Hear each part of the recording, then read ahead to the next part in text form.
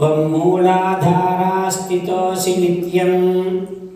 त्वं शक्तित्रयात्मकः त्वां योगिनो ध्यायन्ति नित्यं त्वं ब्रह्मास्त्वं रुद्र गणादिं पूर्वमुच्चार्य वर्णादीं तदनन्तरम् अनुस्वारः परतरः धेन्दुलसितं कारेण रुद्धं एतत्तव मनुस्वरूपं तकारः पूर्वरूपतये नमस्ते अस्तु लम्बोदराय विघ्नविनाशिने शिवसुताय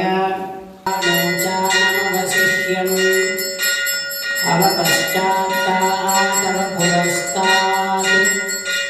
अवोत्तरातव दक्षिणात्तात् अवचोर्ध्वात्तातवाधरात्तात् सर्वतो मां पाहि पाहि समन्तात् त्वं वाङ्मयश्चिनीं तदनन्तरम्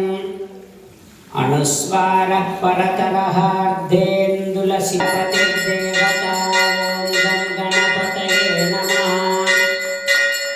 एकदन्ताय विद्महे वक्रतुण्डाय धीमहि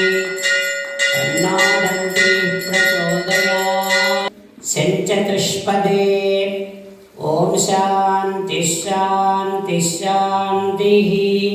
गणेश भगवान् की